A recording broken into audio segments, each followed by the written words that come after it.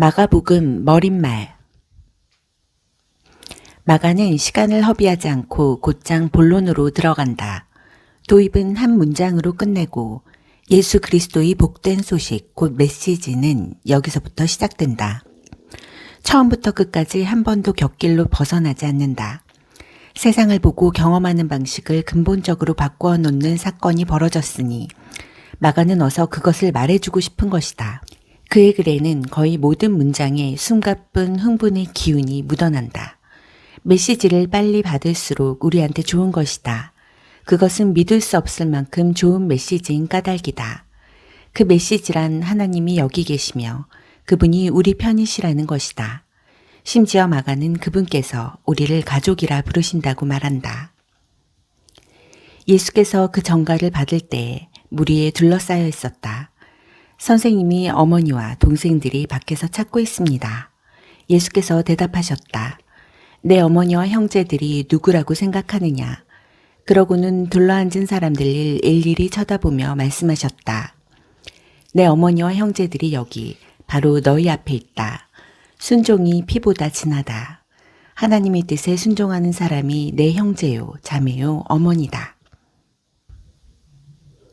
하나님이 존재하신다는 발표만으로는 굳이 뉴스라 할 것도 없다. 거의 모든 세계의 거의 모든 사람이 하나님이나 신들의 존재를 믿었다. 사실 복음을 통틀어 인류 전체는 의식주, 쾌락, 일, 가정 할 것 없이 다른 모든 관심사를 다 합한 것보다도 신이라는 문제에 더 많은 주의와 관심을 기울였다고 해도 과언이 아니다. 그런데 그 하나님이 바로 지금 여기 계시고 우리 편이시며 우리에게 가장 도움이 필요한 쪽으로 우리를 적극 돕고자 하신다. 이것이야말로 뉴스감이다. 하나님에 대한 믿음이 흔한 만큼이나 그 주제를 둘러싼 어림짐작과 뜬소문도 엄청나게 많고 그 결과 미신과 불안과 착취가 판을 치고 있기 때문이다. 그래서 당연히 마가는 예수의 탄생과 삶과 죽음과 부활, 곧 하나님의 진리를 우리에게 계시해주는 사건들을 통해 무슨 일이 벌어졌는지 서둘러 말해준다. 우리가 망상이 아니라 현실 속에 살 수 있도록 말이다. 하나님이 우리를 구원하시는 일에 열심이시라는 것, 이것이야말로 이 세상에서 가장 실질적인 문제이기에 마가는 우리가 그것을 모른 채 소중한 인생을 단 1분이라도 허비하기를 원치 않는 것이다. 마가복음 1장. 예수 그리스도의 복된 소식, 곧 메시지는 정확히 예언자 이사야의 책에 나온 대로 여기서부터 시작된다. 잘 보아라. 내가 네 앞에 내 설교자를 보낸다. 그가 네 길을 평탄하게 할 것이다. 광야에서 외치는 소리여, 하나님 오심을 준비하여라. 길을 평탄하고 곧게 하여라. 세례자 요한이 광야에 나타나서 삶을 고쳐 죄의 용서를 받는 세례를 선포했다. 유대와 예루살렘으로부터 사람들이 떼를 지어 그에게 와서 죄를 고백하고 요단강에서 그에게 세례를 받고 삶을 고치기로 결단했다. 요한은 낙타털로 된 옷을 입고 허리에 가죽띠를 들렀다. 그리고 메뚜기와 야생꿀을 먹었다. 요한은 이렇게 전했다. 진짜는 이제부터다. 이 드라마의 주인공은 너희의 삶을 바꾸어 놓으실 것이다. 그분께 비하면 나는 잔심부름꾼에 지나지 않는다. 나는 너희 옛 삶을 바꾸어 천국의 삶을 준비시키려고 이 강에서 세례를 주고 있다. 그러나 그분의 세례, 성령이 거룩한 세례는 너희를 완전히 바꾸어 놓을 것이다. 그때 예수께서 갈릴리 나사렛에서 오셔서 요단강에서 요한에게 세례를 받으셨다. 물에서 올라오시는 순간 예수께서는 하늘이 열리고 하나님의 영이 비둘기같이 그분 위에 내려오는 것을 보셨다. 성령과 더불어 한 음성이 들려왔다. 너는 내가 사랑으로 선택하고 구별한 내 아들, 내 삶의 전부다. 동일한 성령께서 즉시 예수를 광야로 몰아내셨다.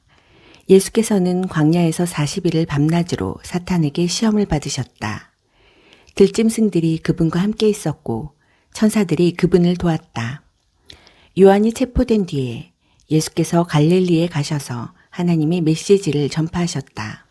때가 다 되었다. 하나님 나라가 여기 있다. 너희 삶을 고치고 메시지를 믿어라. 예수께서 갈릴리 호숫가를 지나시다가 시몬과 그의 동생 안드레가 그물을 던지는 것을 보셨다. 고기잡이는 그들의 평소 직업이었다. 예수께서 그들에게 말씀하셨다. 나와 함께 가자. 내가 너희를 새로운 어부가 되게 하겠다. 잉어와 가물치 대신에 사람을 낚는 법을 가르쳐 주겠다. 그들은 아무것도 묻지 않고 그물을 놓아두고 그분을 따라갔다. 예수께서 호숫가를 10여 미터쯤 더 가시다가 세베대의 아들인 야고보와 요한 형제를 보셨다. 그들은 배에서 그물을 손질하고 있었다. 예수께서 곧바로 그들에게도 똑같이 제안하셨고 그들은 즉시 아버지 세베대와 배와 품꾼들을 버려두고 그분을 따라갔다. 그들은 가버나움에 들어갔다. 안식일이 돌아오자 예수께서 지체하지 않고 회당으로 가셨다. 예수께서는 거기서 가르치며 하루를 보내셨다. 사람들은 종교학자들처럼 궤변과 인용을 늘어놓지 않는 아주 솔직하고 확신에 찬 그분의 가르침에 놀랐다. 예수께서 아직 회당에 있는데 정신이 이상한 사람이 난데없이 끼어들어 소리를 질렀다. 나사렛 사람 예수여, 무슨 일로 우리한테 왔습니까? 나는 당신이 무슨 일을 하려는지 압니다. 당신은 하나님이 거룩한 분이시며 우리를 멸하러 왔습니다. 예수께서 그의 입을 막으셨다. 조용히 하고 그에게서 나오너라. 괴롭히던 귀신이 그 사람에게 경련을 일으키고는 큰 소리로 대들면서 나갔다. 거기 있던 사람들 모두가 믿기지 않는다는 듯 신기해하며 웅성거렸다. 이게 어찌된 일인가?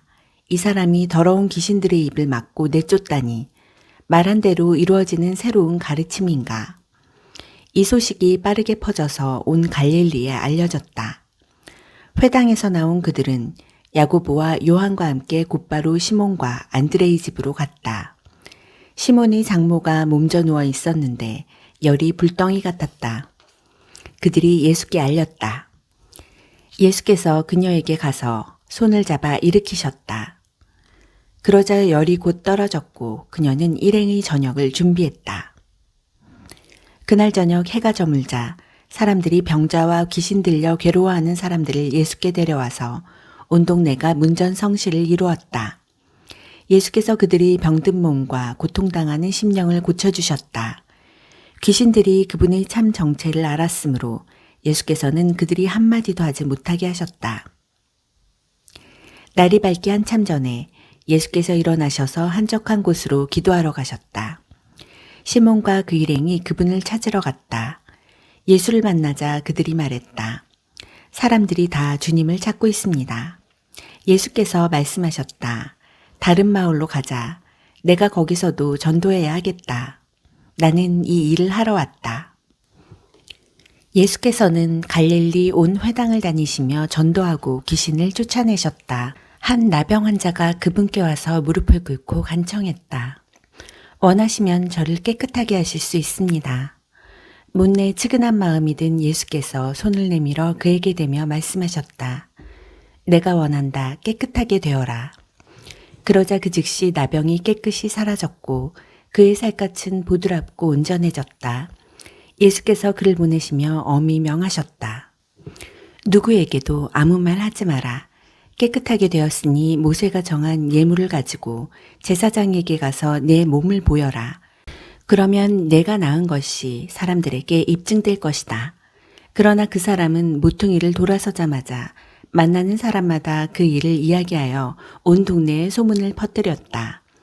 그래서 예수께서 더 이상 시내에 자유로이 드나들지 못하고 외딴 곳에 머무셨다. 그러나 사람들은 온 사방에서 그분을 찾아왔다. 마가복음 2장. 며칠 후에 예수께서 가버나움에 돌아오시자 그분이 집에 계신다는 소문이 퍼졌다. 무리가 문 앞을 꽉 메워서 아무도 드나들 수 없었다. 예수께서는 말씀을 가르치고 계셨다. 사람들이 한 중풍병자를 4사람에게 들려서 예수께 데려왔다. 사람이 많아서 안으로 들어갈 수가 없자 그들은 지붕을 뜯어내고 중풍병자를 들것에 달아내렸다. 그들의 담대한 믿음에 감동하신 예수께서 중풍병자에게 말씀하셨다. 아들아, 내가 내 죄를 용서한다. 거기 앉아있던 몇몇 종교학자들이 자기들끼리 수근거리며 말했다. 저렇게 말하면 안 되지. 저것은 신성모독이다.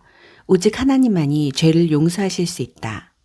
예수께서 그들의 생각을 곧바로 아시고 말씀하셨다. 너희는 어찌 그리 의심이 많으냐. 중풍병자에게 내가 내 죄를 용서한다고 말하는 것과 일어나 내 들 것을 들고 걸어가라 고 말하는 것 중에 어느 쪽이 더 쉽겠느냐. 내가 인자인 것과 내가 어느 쪽이든 행할 권한이 있다는 것을 분명히 보여주겠다. 그러고는 중풍병자를 바라보시며 이렇게 말씀하셨다. 일어나거라. 내 들 것을 들고 집으로 가거라.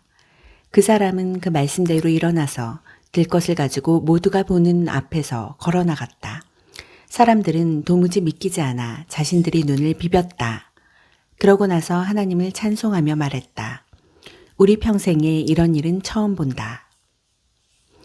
예수께서 다시 호숫가를 걸으셨다. 무리가 다시 그분께 왔고 예수께서는 그들을 가르치셨다. 예수께서 거니시다가 알페오의 아들 레위가 자기 일터에서 세금을 걷고 있는 것을 보셨다. 예수께서 말씀하셨다. 나와 함께 가자. 그는 따라갔다. 나중에 예수와 그 제자들이 평판이 좋지 않은 무리와 함께 집에서 저녁을 먹고 있었다. 보기에는 아닐 것 같지만 그들 가운데 적지 않은 사람들이 이미 그분을 따르고 있었다. 종교학자와 바리새인들은 예수께서 그런 무리와 어울리는 것을 보고 그분이 제자들에게 따졌다. 쓰레기 같은 인간들과 친하게 지내다니 이게 무슨 본이 되겠소.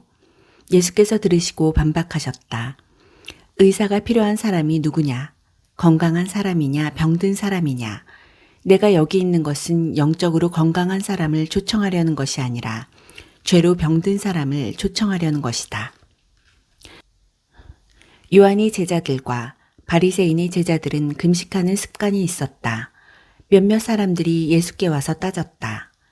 요한을 따르는 이들과 바리새인들은 금식 훈련을 하는데 당신을 따르는 이들은 왜 그렇게 하지 않습니까? 예수께서 말씀하셨다. 즐거운 결혼식 중에는 빵과 포도주를 아끼지 않고 실컷 먹는다. 나중에 허리띠를 졸라맬 일이 있을지 모르지만 지금은 아니다. 신랑 신부와 함께 있는 동안에는 즐겁게 보내는 법이다. 정겨운 축하의 모닥불에 찬물을 끼얹는 사람은 없다. 하나님 나라가 임한다는 것은 바로 이런 것이다. 예수께서 계속해서 말씀하셨다. 멀쩡한 스카프를 잘라서 낡은 작업복에 대고 깁는 사람은 없다. 서로 어울리는 천을 찾게 마련이다. 그리고 금이 간 병에는 포도주를 담지 않는 법이다. 어느 안식일에 예수께서 곡식이 무르익은 밭 사이를 걷고 계셨다. 제자들이 길을 가다가 곡식 이삭을 땄다. 바리새인들이 그 일로 예수께 말했다. 보십시오. 당신의 제자들이 안식일 규정을 어기고 있습니다. 예수께서 말씀하셨다. 너희는 다윗이 배고플 때에 자기와 함께한 동료들과 한 일을 읽어보지 못했느냐. 그가 성소에 들어가 대제사장 아비아달이 보는 앞에서 제단에서 갓 물려낸 빵, 곧 제사장들 외에는 아무도 먹지 못하게 되어 있는 거룩한 빵을 먹고 자기 동료들에게도 주지 않았느냐. 이어서 예수께서 말씀하셨다. 우리를 위해 안식일이 만들어진 것이지 안식일을 위해 우리가 만들어진 것은 아니다. 인자는 안식일의 종이 아니라 주인이다. 마가복음 3장. 예수께서 다시 회당에 들어가시니 거기에 한쪽 손이 오그라든 사람이 있었다. 바리새인들은 혹시나 안식일 위반으로 예수를 잡을까 하여 그 사람을 고쳐주나 보려고 그분을 주시했다. 예수께서 손이 오그라든 사람에게 말씀하셨다. 우리가 잘 볼 수 있도록 여기 서거라. 예수께서 이번에는 사람들에게 말씀하셨다. 어떤 행동이 안식일에 가장 합당하냐? 선을 행하는 것이냐? 악을 행하는 것이냐? 사람을 돕는 것이냐? 무력한 상태로 버려두는 것이냐? 아무도 말이 없었다. 예수께서는 그들의 비정한 종교에 놓아여 그들의 눈을 하나씩 쳐다보셨다. 그러고는 그 사람에게 말씀하셨다. 내 손을 내밀어라.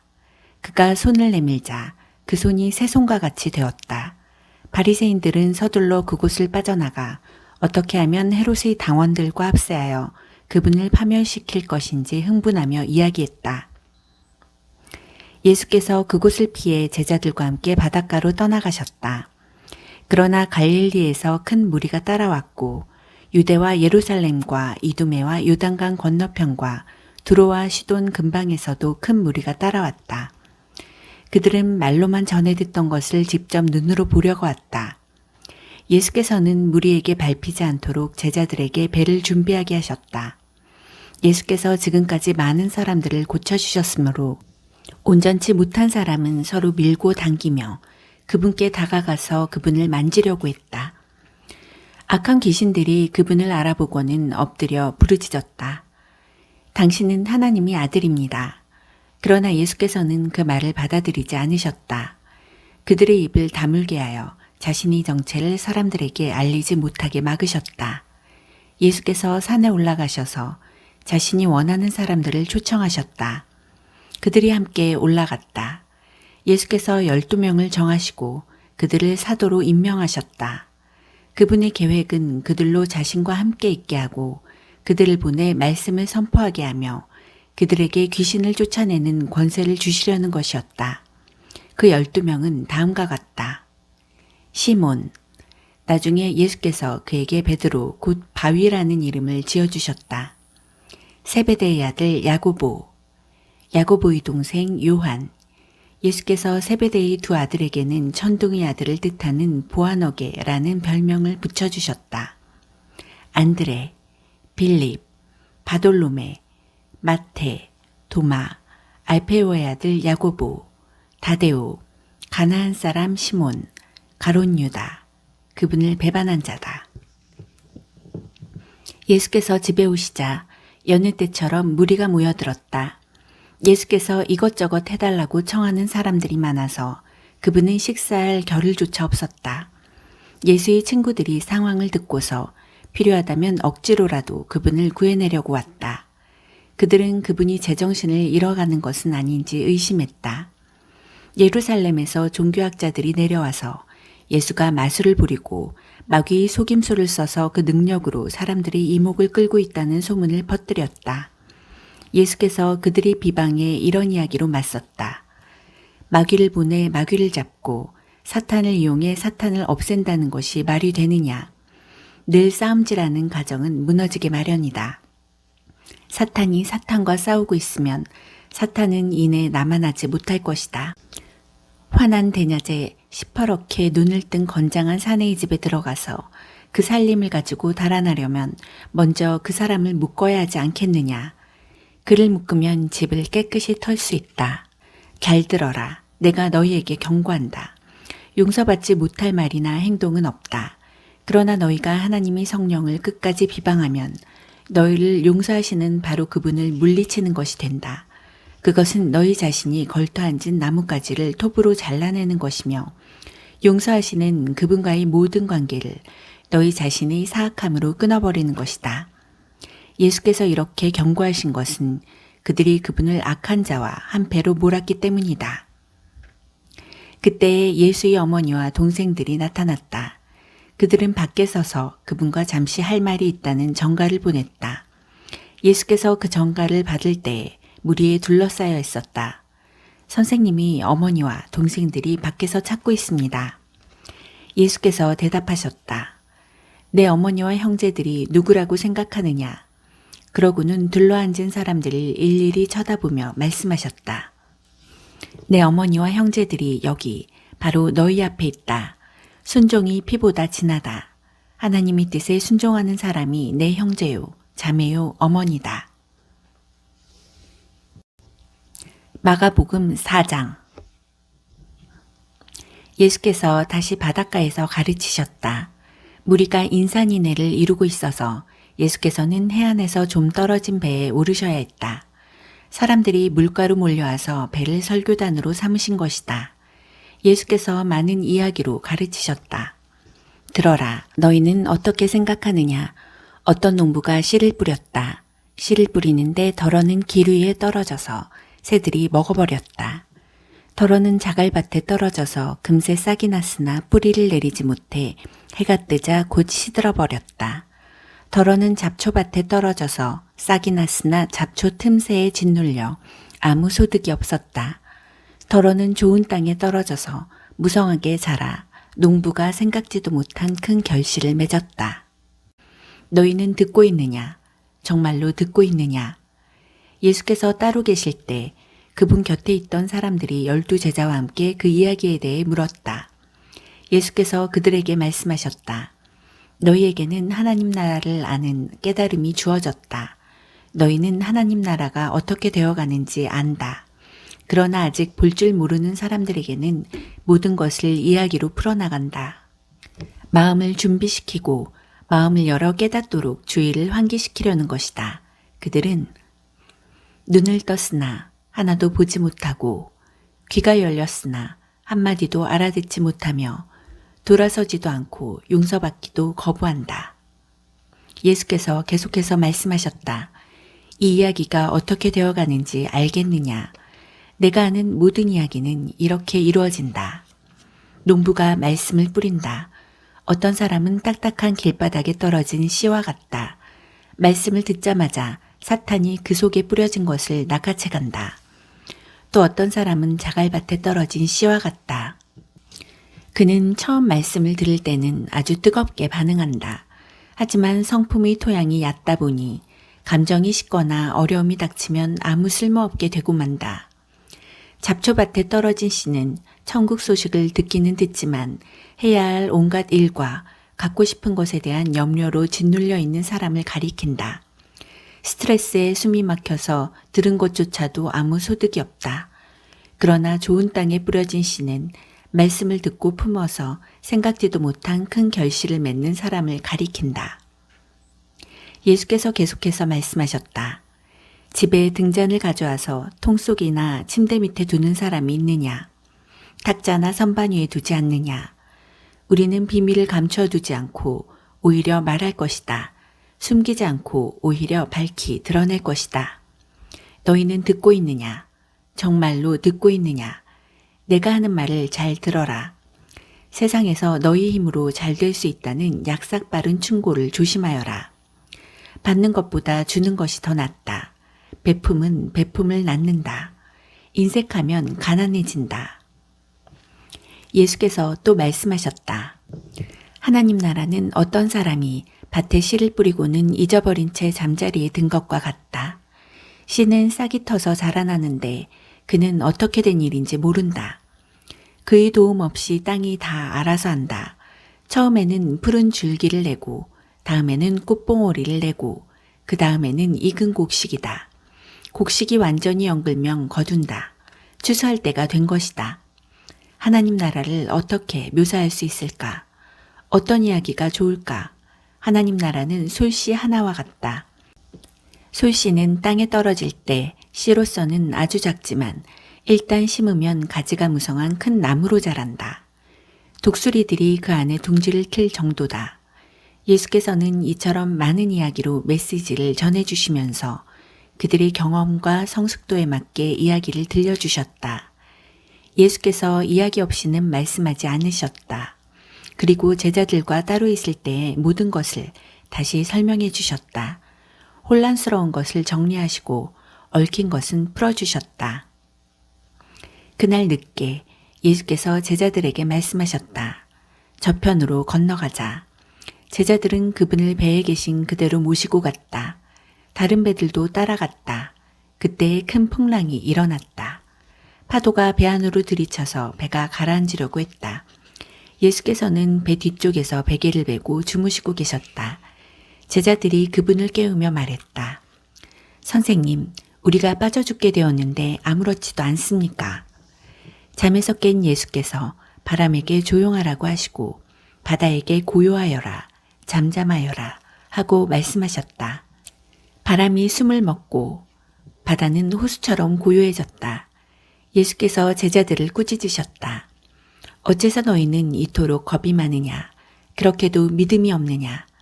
그들은 놀라고 두려워서 어쩔 줄을 몰라 했다. 도대체 이분은 누구신가? 바람과 바다도 마음대로 부리시다니. 마가복음 5장. 그들은 바다 건너편 거라사 사람들이 지방에 이르렀다. 예수께서 배에서 내리시자 묘지에서 어떤 미친 사람이 그분께 나아왔다. 그는 거기 무덤 사이에서 살았다. 아무도 그를 잡아둘 수 없었다. 사슬을 채울 수도 결박할 수도 없었다. 사람들이 여러 번 사슬과 밧줄로 묶었지만 그때마다 그는 사슬을 부서뜨리고 밧줄을 끊어버렸다. 아무리 힘센 사람도 그를 꺾을 수 없었다. 그는 밤낮으로 무덤과 산을 어슬렁거리면서 고함을 지르고 뾰족한 돌로 제 몸을 마구 상하게 했다. 그가 멀찍이서 예수를 보고 달려와 그분 앞에 경배하며 엎드렸다. 그러고는 고함 지르며 따졌다. 지극히 높으신 하나님의 아들 예수여, 무슨 일로 내게 간섭합니까? 제발 나를 괴롭게 하지 마십시오. 예수께서 이미 그 악한 귀신에게 나오너라, 그 사람에게서 나오너라 하고 명령하신 뒤였다. 예수께서 그에게 물으셨다. 내 이름이 무엇이냐? 그가 대답했다. 내 이름은 패거리입니다. 난동을 부리는 패거리입니다. 그는 자기를 그 지방에서 내쫓지 말아달라고 예수께 애원했다. 마침 근처 언덕에서 큰 돼지떼가 땅을 파헤치며 먹을 것을 찾고 있었다. 귀신들이 예수께 애걸했다. 우리를 돼지에게 보내셔서 그 속에서 살게 해주십시오. 예수께서 그렇게 하라고 말씀하셨다. 그러나 돼지떼의 형편은 그 사람의 형편보다 더 나빠졌다. 돼지들이 미쳐서 벼랑으로 우르르 몰려가더니 바다에 빠져 죽은 것이다. 돼지를 치던 사람들이 혼비백산하여 도망쳐서 시내와 마을에 그 이야기를 전했다. 다들 어찌된 일인지 보고 싶어 했다. 사람들이 예수께 다가와서 보니 미친 사람이 단정한 옷차림과 멀쩡한 정신으로 앉아 있었다. 그는 더 이상 걸어다니는 정신병원이 아니었다. 그 일을 처음부터 목격한 사람들이 귀신 들린 사람과 돼지떼에게 벌어진 일을 그들에게 말해주었다. 그들은 처음에는 두려워하다가 나중에는 언짢아했다. 돼지들이 익사한 것 때문에 기분이 상했던 것이다. 그들은 예수께 그곳을 떠나 다시는 오지 말라고 당부했다. 예수께서 배에 오르실 때 귀신한테서 놓인 그 사람이 자기도 함께 가게 해달라고 간청했으나 그분은 허락하지 않으셨다. 예수께서 말씀하셨다. 내 집, 내 가족한테 가거라. 주께서 무엇을 하셨고 어떻게 너를 불쌍히 여기셨는지 그들에게 이야기하여라. 그 사람은 돌아가서 예수께서 자기에게 행하신 일을 대가볼리 10성읍 근방에 전하기 시작했다. 그는 동네의 화제거리였다. 예수께서 배를 타고 건너가시자 큰 무리가 바닷가에서 그분을 맞이했다. 회당 지도자 가운데 야이로라는 사람이 왔다. 그는 예수를 보고는 무릎을 꿇고 정신없이 애원했다. 제 사랑하는 딸이 죽음이 문턱에 있습니다. 병이 나아서 살 수 있도록 오셔서 손을 얹어주십시오. 예수께서 그와 함께 가시는데 온 무리가 따라가며 그분을 밀고 당겼다. 12년 동안 혈루증으로 고생한 한 여자가 예수의 소문을 들었다. 여자는 많은 의사들에게 치료를 받았으나 형편없는 치료로 돈만 날리고 상태가 이전보다 더 나빠졌다. 여자는 뒤에서 슬그머니 다가가 예수의 옷을 만졌다. 이분의 옷에 손가락 하나만 대어도 내가 낫겠다고 생각한 것이다. 여자가 손을 대는 순간에 흐르던 피가 멈추었다. 여자는 변화를 느낄 수 있었고 자신이 병이 깨끗이 나은 것을 알았다. 그 순간 예수께서 자신에게서 기운이 나간 것을 아시고 무리에게 돌아서서 물으셨다. 누가 내 옷에 손을 대었느냐? 제자들이 말했다. 무슨 말씀이신지요? 무리가 이렇게 밀고 당기는데 누가 내게 손을 대었느냐고 물으시다니요. 손을 댄 사람이 수십 명은 될 것입니다. 그러나 예수께서는 누가 그렇게 했는지 보려고 계속 둘러보며 물으셨다. 자기가 한 일을 알고 있던 그 여자는 두려워 떨며 앞으로 나아갔다. 여자는 그분 앞에 무릎을 꿇고 자초지종을 이야기했다. 예수께서 여자에게 말씀하셨다.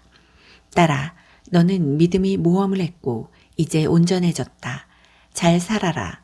병이 나았으니 복되게 살아라. 예수께서 아직 말씀하시는 중에 회당장의 집에서 사람들이 와서 회당장에게 말했다. 따님이 죽었습니다. 선생님을 더 괴롭게 해드릴 일이 있겠습니까? 예수께서 그들이 하는 말을 들으시고 그 회당장에게 말씀하셨다. 그들이 말을 듣지 말고 나만 신뢰하여라. 예수께서는 베드로, 야고보, 요한 외에는 아무도 따라오지 못하게 하셨다. 회당장의 집에 들어선 그들은 이야깃거리를 찾는 입방아꾼들과 음식을 나르는 이웃 사이를 헤치고 지나갔다. 예수께서 불쑥 말씀하셨다. 어째서 이렇게 너도 나도 울고불고 말이 많으냐. 이 아이는 죽은 것이 아니라 자고 있다. 사람들은 저가 알지도 못하면서 저런 말을 한다고 비웃었다. 예수께서 그들을 다 내보내신 뒤에 아이 부모와 자기 동료들만 데리고 아이 방으로 들어가셨다. 예수께서 소녀의 손을 꼭 잡고 말씀하셨다. 달리다 굼. 이는 소녀야 일어나라 라는 뜻이다. 그러자 소녀가 일어나서 걸어다녔다. 소녀의 나이는 12살이었다. 그들은 모두 기뻐서 어쩔 줄 몰라 했다. 예수께서는 그 방에서 일어난 일을 아무에게도 알리지 말라고 그들에게 엄히 명하셨다. 그리고 아이에게 먹을 것을 주어라 하고 말씀하셨다. 마가복음 6장. 예수께서 그곳을 떠나 자기 고향으로 돌아가셨다. 제자들도 함께 갔다. 안식일에 예수께서 회당에서 설교하셨다. 예수께서는 모든 사람의 감탄을 자아낼 정도로 대단하셨다. 사람들이 말했다. 이 사람이 이렇게 훌륭한 사람인지 미처 몰랐다. 어떻게 이렇게 갑자기 지혜로워지고 이런 능력을 갖게 되었을까? 그러나 한편으로 그들은 언제 그랬느냐는 듯이 어느새 그분을 깎아내리고 있었다. 이 사람은 목수요 마리아의 아들에 불과하다. 우리는 그를 어려서부터 알았다. 그의 동생 야고보와 요셉과 유다와 시몬, 그리고 그의 누이들도 우리가 안다. 도대체 그는 자기가 누구라고 저러는 것인가? 그들은 예수에 대해 조금 아는 것에 걸려 넘어졌던 것이다. 그들은 거기서 더 이상 나아가지 못했다. 예수께서 그들에게 말씀하셨다. 예언자는 자기 고향, 자기 친척, 자기가 어려서 놀던 길목에서는 별로 존경을 받지 못하는 법이다.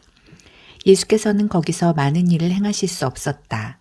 몇몇 병자들에게 손을 얹어 고쳐주신 것이 전부였다. 그들의 완고함을 예수께서도 어찌할 수 없었다. 그래서 예수께서는 그곳을 떠나 다른 마을을 다니시며 가르치셨다. 예수께서 12제자를 부르셔서 둘씩 짝을 지어 내보내시며 그들에게 악한 세력을 물리치는 권세와 능력을 주셨다. 예수께서는 그들을 보내시며 이런 지침을 주셨다. 이 일에 별도의 준비가 필요하다고 생각하지 마라. 먼저 너희 자신을 준비하여라.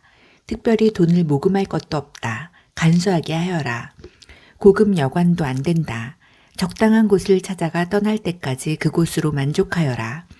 사람들이 너희를 맞아들이지 않고 너희 말을 듣지 않거든 조용히 나오너라. 소란 피울 것 없다. 무시해버리고 너희의 길을 가면 된다. 곧 제자들은 길을 나섰다. 그들은 삶이 근본적으로 달라질 수 있음을 기쁜 마음으로 긴박하게 전했다. 가는 곳마다 귀신을 쫓아냈다. 병자들이 몸에 기름을 발라 건강을 되찾게 해주고 그들의 심령을 고쳐주었다. 예수의 이름이 만인의 입에 오르내리고 있을 그 즈음에 헤롯 왕도 그 모든 소식을 들었다. 그가 말했다. 죽은 세례자 요한이 다시 살아난 것이 틀림없다. 그래서 그 사람이 능히 기적을 행하는 것이다. 다른 사람들이 말했다. 아닙니다. 그는 엘리야입니다. 또 다른 사람들이 말했다. 그는 예언자입니다. 옛 예언자들 가운데 한 사람과 같습니다. 그러나 헤롯은 굽히지 않았다. 틀림없이 요한이다. 내가 그의 목을 베었는데 이제 그가 다시 살아난 것이다. 헤롯은 자기 동생 빌립의 아내였던 헤로디아의 잔소리에 못 이겨 요한이 체포를 명하고 그에게 사슬을 채워 감옥에 가두었던 자다. 요한은 헤롯과 헤로디아의 관계가 불륜이라고 말해 헤롯을 자극했다. 헤로디아는 증오에 사무쳐서 요한을 죽이고 싶었으나 헤롯이 요한을 두려워하여 감히 그렇게 하지 못했다. 요한이 거룩한 사람이라고 굳게 믿고 있던 헤롯은 그를 특별 대우했다.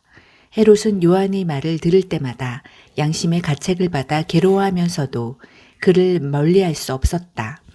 요한에게는 헤롯을 계속 잡아끄는 어떤 힘이 있었다. 그러나 끝내 불길한 날이 왔다. 헤롯이 갈릴리 모든 고관과 귀족들을 초대해 생일잔치를 벌인 날이었다. 헤로디아의 딸이 연회장에 들어와서 손님들을 위해 춤을 추었다. 헤롯과 손님들은 감탄했다. 왕이 소녀에게 말했다. 내게 무엇이든 청하거라. 네가 원하는 것이면 무엇이든 주마. 그는 흥분하여 계속했다. 맹세하는데 네가 말만 하면 내 나라를 너와 반반씩이라도 나누겠다.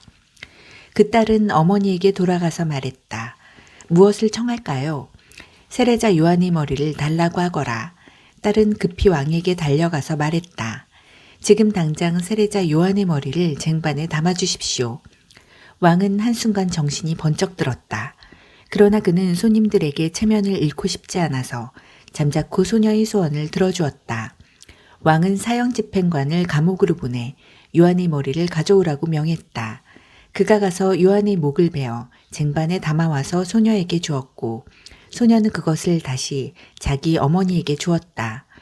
요한의 제자들이 이 일을 듣고 와서 그 시신을 거두어다가 무덤에 안장했다.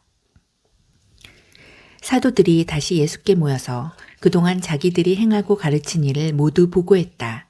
예수께서 말씀하셨다. 따로 어디 가서 잠깐 쉬도록 하자. 그만큼 오가는 사람들이 발길이 끊이지 않았고 그들은 음식 먹을 겨를조차 없었다. 그래서 그들은 배를 타고 따로 한적한 곳으로 떠났다. 그들이 가는 것을 본 사람이 있어서 금세 소문이 퍼졌다. 인근 마을에서 사람들이 도보로 달려와서 그들보다 먼저 그곳에 도착했다. 예수께서 도착해 큰 무리를 보셨다. 목자 없는 양 같은 그들을 보시니 그분 마음이 찢어지는 것 같았다. 예수께서는 곧바로 그들을 가르치기 시작하셨다. 어느새 저녁이 되었다. 시간이 많이 흘렀다고 생각한 제자들이 말씀 사이에 끼어들었다. 여기는 허허 벌판이고 시간도 많이 늦었습니다. 이제 기도하시고 사람들을 보내어 저녁이라도 먹게 해야겠습니다. 예수께서 말씀하셨다. 너희가 이들의 저녁을 마련하여라. 그들이 대답했다. 진심이십니까? 가서 이들의 저녁거리에 큰 돈을 쓰라는 말씀이신지요. 그러나 그분의 말씀은 진심이었다. 너희에게 빵이 몇 개나 있는지 알아보아라. 오래 걸릴 것도 없었다. 5개입니다. 그들이 말했다. 그리고 물고기가 2마리 있습니다. 예수께서 그들 모두를 50명, 100명씩 무리지어 앉게 하셨다. 그 모습이 마치 푸른 초장에 펼쳐진 들꽃으로 엮은 조각보 이불 같았다.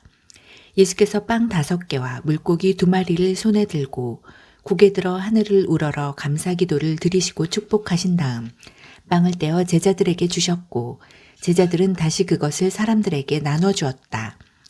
예수께서는 물고기를 가지고 똑같이 하셨다. 사람들 모두가 배불리 먹었다. 제자들이 남은 것을 거두니 12바구니나 되었다. 저녁을 먹은 사람들이 5,000명이 넘었다. 식사가 끝나자 예수께서 제자들을 재촉하여 배를 타고 먼저 건너편 벳세다로 가게 하시고 그동안에 무리를 돌려보내셨다. 사람들을 보내신 뒤에 예수께서는 산에 올라가 기도하셨다. 밤늦게 배는 이미 바다 멀리까지 나갔는데 예수께서는 아직 무태 혼자 계셨다. 맞바람을 맞아 노를 젓느라 고생하는 제자들의 모습이 보였다. 새벽 4시쯤에 예수께서 바다 위를 걸어 그들 쪽으로 가셨다. 예수께서 바로 그들 옆을 지나려고 하셨다. 그러나 제자들은 바다 위를 걸어오시는 예수를 보고서 유령인 줄 알고 무서워 꼼짝도 못한 채 비명을 질렀다. 예수께서 얼른 그들을 안심시키셨다. 안심하여라. 나다. 두려워 마라. 예수께서 배에 오르자마자 바람이 가라앉았다. 제자들은 너무 놀라서 이게 무슨 일인가 싶어 고개를 저었다. 그들은 예수께서 저녁 식사 때 하신 일을 미처 깨닫지 못하고 있었다. 그 무엇도 아직 그들이 마음속까지 파고들지 못했던 것이다. 그들은 게네사렛에 배를 댔다. 그들이 배에서 내리자 순식간에 소문이 퍼졌다. 사람들이 이리저리 내달리며 들것에 병자들을 메고 예수가 계시는 곳으로 데려왔다. 마을이나 시내나 촌 내거리마다 그분이 가시는 곳이면 어디든지 사람들이 병자들을 데리고 나와서 그분의 옷자락을 만지게 해달라고 간청했다. 그것이 전부였다. 그분을 만진 사람은 누구나 병이 나았다. 마가복음 7장. 바리새인들이 예루살렘에서 온 몇몇 종교학자들과 함께 예수의 주위에 모였다. 그들은 예수의 제자 몇이 식사 전에 씻는 정결 예식을 소홀히 하는 것을 보았다. 바리새인을 비롯한 유대인들은 의식상 손 씻는 신용을 하지 않고는 절대 식사를 하지 않았다. 시장에서 돌아왔을 때에는 특히 더욱 문질러 씻었다. 컵과 냄비와 접시를 닦는 것은 말할 것도 없었다. 바리새인과 종교학자들이 물었다. 어째서 당신의 제자들은 규정을 우습게 알고 손도 씻지 않고 식탁에 앉는 겁니까? 예수께서 대답하셨다. 너희 같은 사기꾼들에 대해 이사야가 전곡을 찔러서 말했다. 이 백성이 입바른 말을 거창하게 떠벌리지만 그들의 마음은 딴 데 있다. 겉으로는 나를 경배하는 듯해도 진심은 그렇지 않다. 무엇이든 자기네 구미에 맞는 가르침을 위해 내 이름을 팔고 있을 뿐이다. 하나님의 계명은 버린 채 최신 유행을 쫓기에 바쁘다. 예수께서 계속해서 말씀하셨다. 그래, 잘도 하는구나. 너희는 종교의 유행을 따르는데 거추장스럽지 않도록 하나님의 계명을 저버리고 있다. 모세는 너희 부모를 공경하라고 했고 또 누구든지 부모를 욕하는 사람은 반드시 죽여야 한다고 했다. 그러나 너희는 부모에게 드려야 할 것이 있어도 부모 대신에 하나님께 예물로 바쳤습니다. 말하면서 그 계명을 회피하고 있다. 아버지나 어머니에 대한 의무를 그렇게 모면하고 있는 것이다. 너희는 하나님의 말씀을 지워버리고 그 자리에 아무 것이나 원하는 대로 써넣는다. 너희는 이 같은 일을 다반사로 한다. 예수께서 다시 무리를 불러놓고 말씀하셨다. 잘 듣고 마음에 새겨두어라. 너희 삶을 더럽히는 것은 너희가 입으로 삼키는 것이 아니라 너희 입에서 토해내는 것이다. 그것이야말로 정말 더러운 것이다. 예수께서 무리와 헤어져 집에 돌아오셨을 때에 제자들이 말했다. 잘 모르겠습니다. 쉽게 말씀해 주십시오. 예수께서 말씀하셨다. 너희가 우둔해지기로 작정이라도 한 것이냐? 너희가 입으로 삼키는 것이 너희를 더럽힐 수 없다는 것을 모르느냐? 그것은 너희 마음으로 들어가지 않고 위로 들어가서 장을 지나 결국 병기의 물과 함께 내려간다. 이것으로 음식에 대한 논란은 무의미해졌다. 예수께서는 모든 음식을 먹어도 좋다고 하신 것이다. 예수께서 계속해서 말씀하셨다. 사람 속에서 나오는 것이 사람을 더럽히는 법이다. 음란, 정욕, 도둑질, 살인, 간음, 탐욕, 부정부패, 속임수, 방탕, 비열한 눈빛, 중상모략, 교만, 미련함, 이 모두가 마음에서 토해내는 것이다. 너희를 더럽히는 근원은 바로 거기다. 예수께서 거기에서 두로지방으로 떠나셨다. 그분은 아무도 못 본 줄 알고 그곳이 한 집에 들어가셨으나 사람들의 이목을 피할 수 없었다. 예수께서 안에 들기가 무섭게 고통당하는 딸을 둔 한 여자가 그분이 그곳에 계시다는 말을 듣고 찾아왔다. 여자는 예수의 발 앞에 무릎을 꿇고는 도와달라고 애원했다. 그 여자는 수로보니게 출신의 그리스 사람이었다. 여자는 예수께 자기 딸을 고쳐달라고 간청했다. 예수께서 말씀하셨다. 줄을 서서 차례를 기다려라. 자녀들을 먼저 먹이는 법이다. 그리고 남는 것이 있으면 개들이 차지다. 여자가 말했다. 지당하신 말씀입니다, 주님.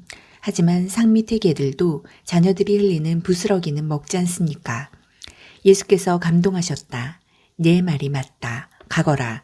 내 딸이 더 이상 고통당하지 않게 되었다. 괴롭히던 귀신이 떠나갔다. 여자가 집에 가보니 딸이 침대에 편히 누웠고 고통이 아주 사라져버렸다. 예수께서 다시 두로지방을 떠나서 시돈을 지나 갈릴리 호수로 돌아와서 데가볼리 지방으로 건너가셨다. 어떤 사람들이 듣지도 말하지도 못하는 사람을 예수께 데려와 손을 얹어 고쳐주시기를 청했다.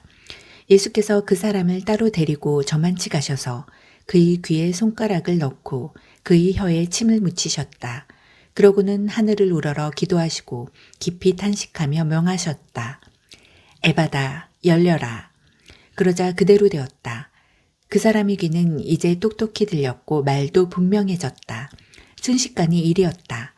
예수께서 그들에게 입단속을 시켰으나 그럴수록 그들은 흥분하여 더욱 퍼뜨리고 다녔다. 전부 그분이 하신 일인데 대단한 일이다. 그분은 듣지 못하는 사람도 듣게 하시고 말하지 못하는 사람도 말하게 하신다. 마가복음 8장.